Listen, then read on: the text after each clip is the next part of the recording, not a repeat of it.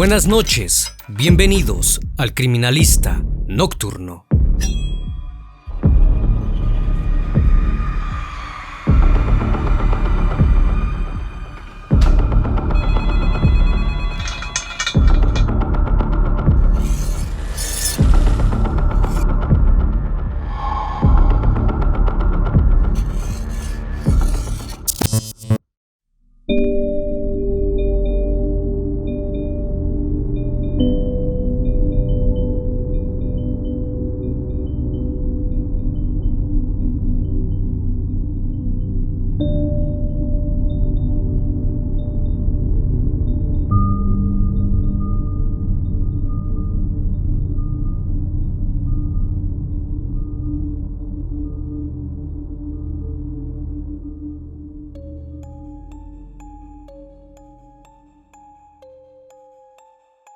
El siguiente caso sucedió en Argentina, el 30 de abril del año 2020. Un ciudadano argentino fue visto por última vez cuando los oficiales lo detuvieron en la ciudad de Mayor Buratovich, en la provincia de Buenos Aires, por circular durante la cuarentena dictaminada a causa de la pandemia. La policía dijo posteriormente que el joven fue detenido por quebrantar el aislamiento estricto impuesto por la autoridad, pero lo que inició como una investigación de paradero terminó por encaminarse en una desaparición forzada. El Criminalista Nocturno. Facundo Castro, un joven de 22 años de edad, salió de la casa de un amigo situada en Pedro Luro a las 5 de la mañana, rumbo a Bahía Blanca, cuyo recorrido son aproximadamente 120 kilómetros. El chico había pasado la noche en el domicilio de su amigo y a la mañana siguiente, el día 30 de abril, se fue para intentar reconciliarse con su novia Diana González, que vivía en Bahía Blanca. Castro tenía pensado trasladarse haciendo autostop. Inició el viaje a pie por la Ruta Nacional número 3. Tras recorrer los primeros 30 kilómetros del trayecto, Facundo arribó a Mayor Buratovich, donde llegó gracias a un automovilista que lo dejó ahí. En este punto, el joven tuvo su primer encuentro con una autoridad policial alrededor de las 10 de la mañana. Por su parte, Cristina Castro, madre de Facundo, se levantó temprano como todas las mañanas para acudir a su trabajo en una estación de servicio sobre la Ruta Nacional número 3, cuando de pronto, a eso de las 10:30 de la mañana, recibió una llamada en su teléfono celular por parte de un policía de la localidad de Mayor Buratovich, que le comunicó que a Facundo se le había levantado un acta por haber transgredido la cuarentena por la pandemia, ya que en esos días se encontraba bajo un estricto cuidado y querían hacer una certificación del domicilio del joven. Cristina le respondió que podrían ir a su casa para verificar su domicilio cuando ella regresara de su trabajo y finalizó la llamada. En el transcurso de la mañana, Cristina llamó en repetidas ocasiones a su hijo y le mandó mensajes, pero este no le respondió, hasta que a eso de la 1:30 de la tarde recibió una extraña llamada de su hijo Facundo, en la cual sin decir mucho le dijo: «Mamá, no te das una idea de dónde estoy, no creo que me vuelvas a ver más», y colgó. Lo primero que se le vino en mente es que su hijo había regresado con su novia, con quien ella no tenía una buena relación, y le estaba comunicando que había decidido permanecer con la chica nuevamente en Bahía Blanca. Por eso, inicialmente no se preocupó demasiado.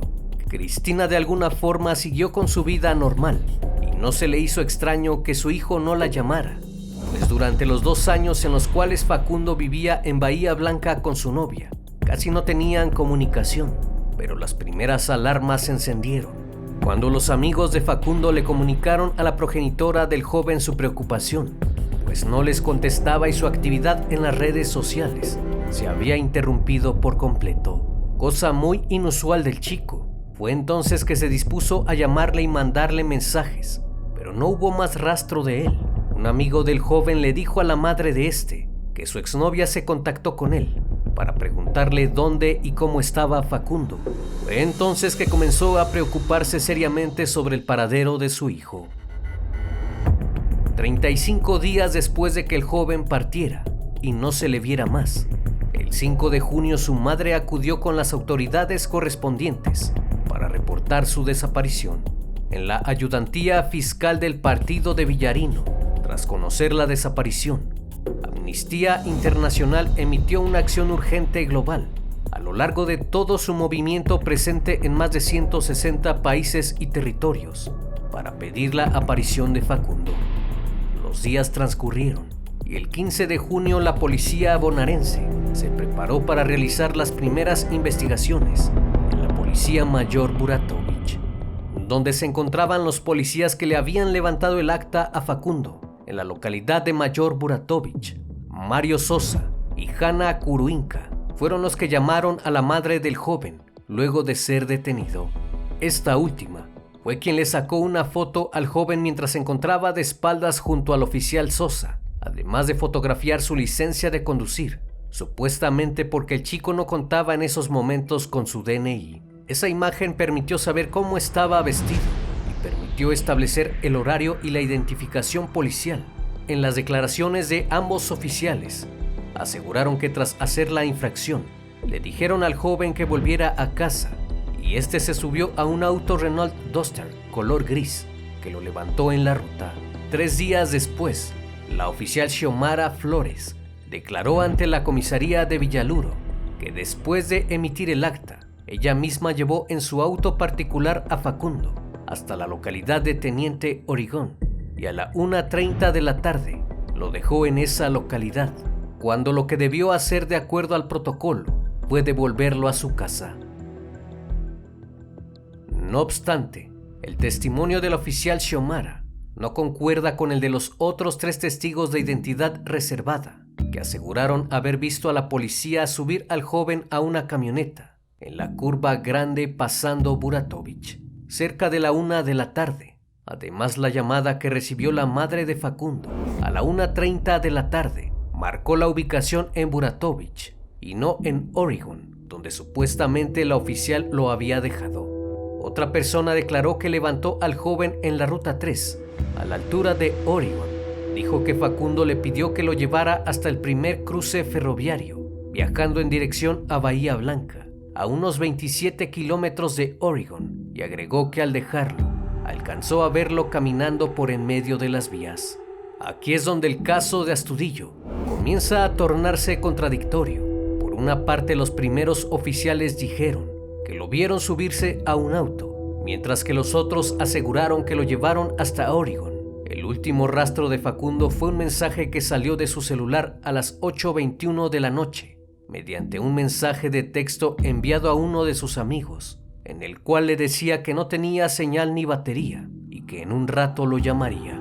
Pero el amigo del chico puso en duda que el mensaje que recibió hubiera sido escrito por Facundo, porque según dijo, él no redactaba de esa forma. Agregó también que después de recibir el mensaje le contestó, pero nunca le llegó. Las investigaciones para dar con el paradero del joven siguieron. Hasta ese momento no había ningún rastro de él. Sin embargo, las inconsistencias en las declaraciones de los oficiales llevaron a los investigadores a solicitar una orden de registro a los vehículos policiales, la cual ocurrió el 15 de julio. Los peritajes se centraron en buscar rastros físicos y biológicos, tanto de sangre como de otras muestras de ADN. Además, se solicitaron peritajes de los teléfonos móviles de los policías, mediante la tecnología UFED, la cual es capaz de acceder a los datos guardados en un equipo, a pesar de que el dispositivo esté bloqueado. Así también se solicitó acceso al libro de la guardia de la comisaría de Mayor Buratovich, en busca de alguna alteración que buscase ocultar el paso del desaparecido por esa dependencia. Tras las pericias, se lograron hallar manchas compatibles con sangre en el baúl del vehículo personal de una oficial de policía y en el auto policial con matrícula 22.788. Se hallaron manchas en la guantera, asiento trasero y caja, además de algunas en el volante. Ahora solo faltaban los resultados del laboratorio para su cotejo con el ADN del chico.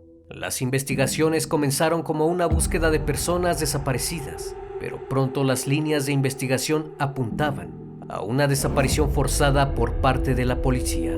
Hasta el momento no había ninguna señal de Facundo Astudillo, hasta que el 31 de julio, tras un hallamiento en la comisaría de Teniente Oregon, con la ayuda de un perro adiestrado, encontraron una artesanía de madera con forma de sandía, que tenía adentro una vaquita de San Antonio tallada y con la frase I love you. Dicho objeto fue identificado como propiedad del joven desaparecido. Es un regalo que su abuela materna le había dado a Facundo cuando tenía 12 años, idéntico a otros que también les dio a sus hermanos y que tenía un alto valor afectivo. El hallazgo se produjo luego de que un oficial le dio a oler al can entrenado una prenda del chico. Este de inmediato comenzó a olfatear y el rastro lo llevó a un basural situado al interior, que antes funcionaba como calabozo. El can olfateó una bolsa de plástico con algunos objetos en su interior, dentro de los cuales se encontraba el objeto. La madre del joven reconoció de inmediato el amuleto, el cual fue reconocido como propiedad de su hijo. Días más tarde, un nuevo hallazgo surgió. Durante un rastrillaje en una zona mayor de Buratovich, se encontró una mochila semienterrada, en cuyo interior había ropa y algunos huesos, en un canal de riego en las cercanías de la Ruta Nacional 3. En primera instancia, los investigadores del caso pensaron que pertenecían a Facundo. Sin embargo, luego de que la madre del joven observó las pertenencias y de que se realizaran los análisis correspondientes del laboratorio, pudieron confirmar que no correspondían a las pertenencias del joven y los restos óseos encontrados eran de un animal, al parecer de una vaca. Posteriormente, tras los análisis a los teléfonos celulares de los policías implicados, se pudieron recuperar en el teléfono de Hanna Kurrinka la foto de Facundo cuando se encontraba de espaldas custodiado por su compañero Sosa, pero también se hallaron 2 fotos del DNI apoyados sobre el capot del patrullero. De igual forma, en el teléfono de Alberto González se halló la foto del DNI de Facundo. Con esto quedaba demostrado que él no solo viajaba con carnet de conducir, como lo había asegurado el oficial, sino con su DNI. Por lo que luego de saber esto, la madre de Facundo publicó en redes sociales una captura de pantalla con el documento de su hijo. Las pericias también permitieron observar parte de la comunicación entre los agentes durante la jornada del 30 de abril y los días posteriores. Extrañamente, ese día el oficial Alberto González mantuvo una hiperactividad comunicacional con altos mandos funcionarios distritales y seccionales. Y más extraño aún, es que el teléfono de Hanna Kurrinka, el registro de llamadas estaba vacío y su WhatsApp figuraban solo ciertos mensajes y audios, pero una gran cantidad de mensajes fueron eliminados, lo cual resultaba sumamente sospechoso.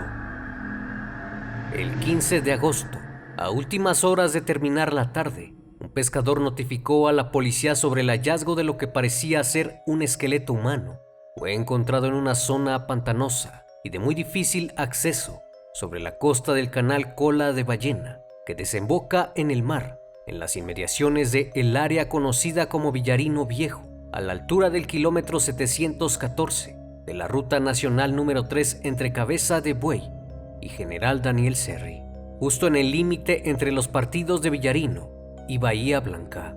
Tras el llamado se solicitó la presencia inmediata de personal del equipo argentino de antropología forense para intentar ayudar en la identificación de los restos óseos. Una vez en el lugar, encontraron un cuerpo en esqueletización semienterrado. Sin embargo, faltaban partes del cuerpo, pues se produjo una dispersión ósea debido a la marea. Hasta el momento no sabían si dichos restos pertenecían a Facundo Astudillo. La mañana siguiente del 16 de agosto, a 30 metros del lugar donde encontraron el cuerpo, hallaron una zapatilla que Cristina Castro rápidamente reconocería como el calzado que portaba su hijo el día de su desaparición. Era la zapatilla derecha de Facundo, la misma que se ve en la foto de su detención, aunque inesperadamente, esta se encontraba en condiciones casi intactas, es decir, no coincidía con el tiempo que supuestamente llevaba ahí. Además, algo que llamó la atención fue que el esqueleto no presentaba ningún tipo de prendas. Los huesos restantes del cuerpo fueron encontrados en 15 lugares diferentes de la zona que estaba siendo investigada en los últimos días. Ahora solo había que esperar el tiempo para que los resultados arrojaran dos cosas: la identidad del cuerpo y la causa del deceso. En el lugar donde fue hallado, se llega a través de una veintena de caminos que abrieron habitantes de la zona, en especial pescadores aficionados para acceder al mar. También se puede llegar por una vía férrea que intercepta con la Ruta 3, misma que fue la que supuestamente usó Facundo el 30 de abril para poder llegar a su destino. Según el testimonio de la persona, aseguró que lo dejó antes de ese cruce de rutas. En su declaración mencionó que el joven pidió bajarse ahí para evitar ser interceptado en la barrera fitosiaria del kilómetro 714, donde había policía y gendarmería, por lo que las autoridades argumentaban que era muy probable que el joven hubiera fallecido a causa de un accidente. Pero la madre del chico y sus abogados no pensaban lo mismo, ya que el trayecto no le tuvo que haber demorado más de 2 horas para atravesarlo. Además, era casi imposible que el joven haya pensado en atravesar por ese camino, puesto que es un lugar lleno de matorrales de hasta 2 metros de altura, además de que no hay arena. Todo es barro de marea y cangrejal. Al pisar sería casi imposible caminar y alguien se podría perder con facilidad. Por esa razón muchos están convencidos de que la escena fue alterada y que en realidad el cuerpo fue llevado hasta ahí. 3 pescadores que se encontraban en el lugar el día que apareció la zapatilla advirtieron a los investigadores sobre las huellas de un vehículo vistas en el sector. Llegaban exactamente hasta el lugar donde se encontró el cuerpo boca abajo, además de que aseguraron haber visto algunas luces por ese lugar. Antes del hallazgo, se reveló que la novia y el hermano del desaparecido habían sido amenazados por la policía bonaerense en busca de una confesión. También que se había realizado un allanamiento ilegal en el domicilio de la familia. Todo esto hizo suponer que la policía estaba realmente involucrada en la desaparición del chico y que estaban tratando de encubrir algo. Ahora no tenía ninguna duda sobre ello, solo quedaba esperar la confirmación de los restos óseos para así detener la búsqueda del joven. 10 días después del hallazgo, el 25 de agosto, los restos fueron analizados por un grupo de expertos, en el cual participó un equipo interdisciplinario compuesto por al menos 15 peritos. Los forenses que llevaron adelante ese procedimiento extrajeron material genético de los huesos y lo enviaron al laboratorio de genética forense para que fuera analizado. En conjunto con el equipo de antropología forense, el 2 de septiembre, se pudo confirmar que los restos encontrados correspondían al joven de 22 años Facundo Astudillo Castro. El proceso de identificación combinó el análisis antropológico forense, médico forense, odontológico y genético. Los resultados del estudio biológico, llevado a cabo en la médula ósea, determinaron la presencia de un número significativamente alto de restos de diatomeas, que son pequeñas algas microscópicas, coincidentes con las de las muestras ambientales de agua y sedimentos tomadas en el lugar del hallazgo, lo cual quiere decir que es altamente indicativo de que se trata del medio en el cual se produjo el suceso. Dichos resultados permiten aseverar con el rigor científico necesario que el fallecimiento de Facundo Astudillo se produjo por asfixia por sumersión o comúnmente como ahogamiento, debido a la obstrucción de la vía aérea por el ingreso de líquidos durante el proceso de respiración bajo el agua. Además, la odontóloga forense confirmó el fenómeno de diente rosado, el cual suele ocurrir en las asfixias, debido al avanzado estado de esqueletización. Limitó las posibilidades de conocer si se trató de un accidente o un asesinato. Los restos óseos no presentaban lesiones vitales de origen traumático y no se observaron signos de participación de terceras personas sobre los restos estudiados. Todas las lesiones y pérdida de algunas piezas dentales son post-mortem, producto de depredadores y exposición medioambiental. No se evidenciaron estructuras de densidad metálica similares a elementos que puedan corresponder con aquellos que producen lesiones. Se pudo observar que en algunas piezas había indicativo de fauna cadavérica. De acuerdo a la fauna presente en el área, se hizo un estimado del tiempo que llevaba el cuerpo en ese lugar y todos concluyeron que sería de aproximadamente 30 días.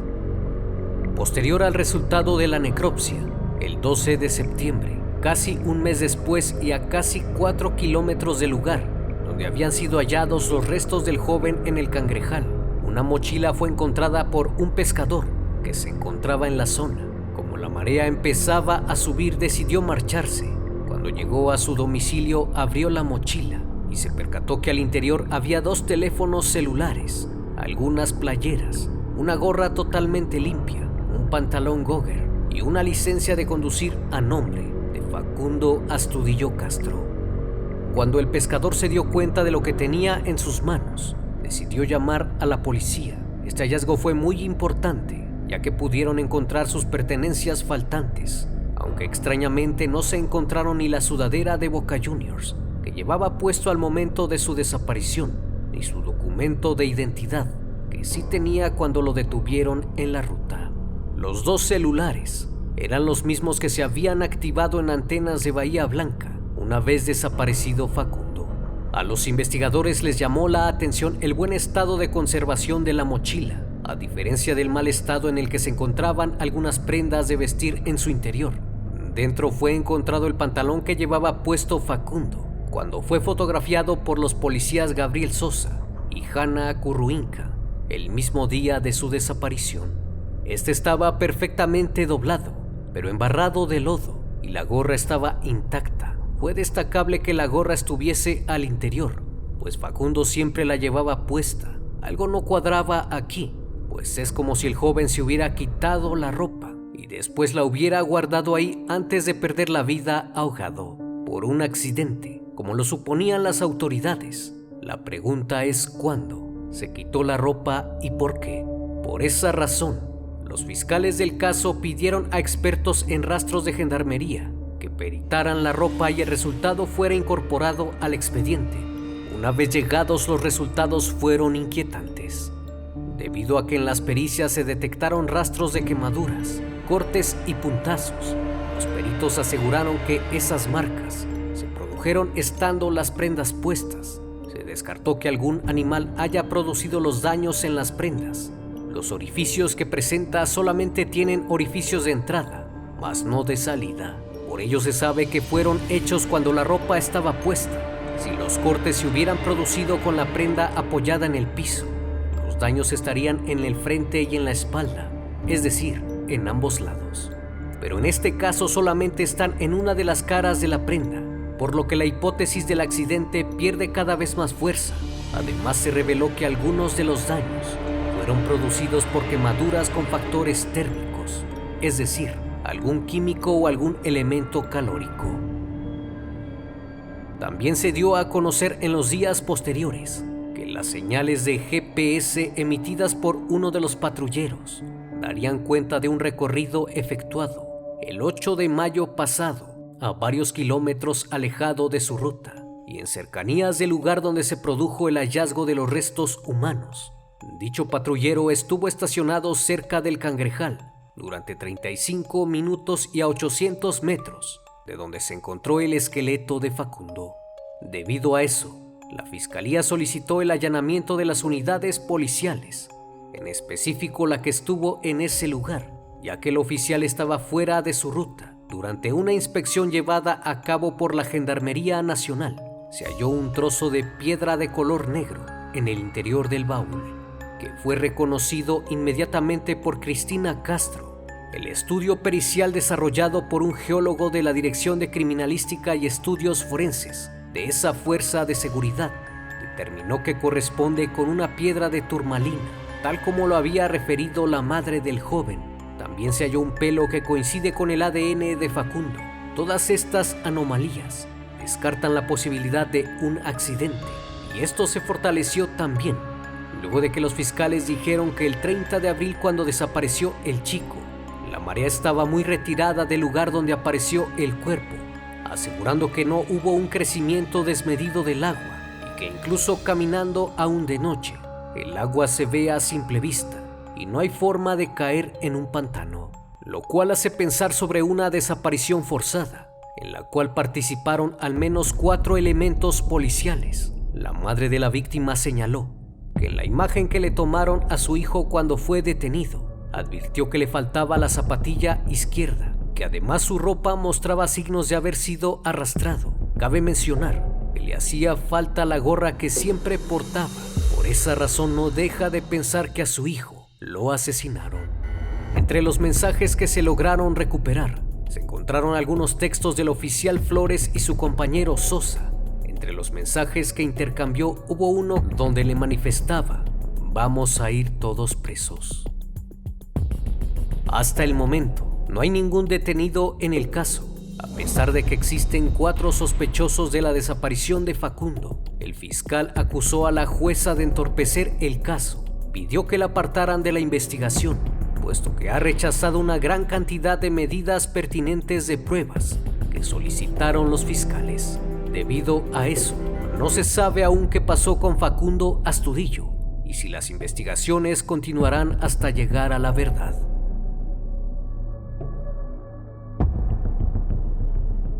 Muchas gracias, mi querido público, por acompañarme una noche más.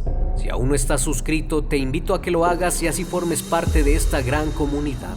Esto es El Criminalista Nocturno. Hasta la próxima emisión. Buenas noches.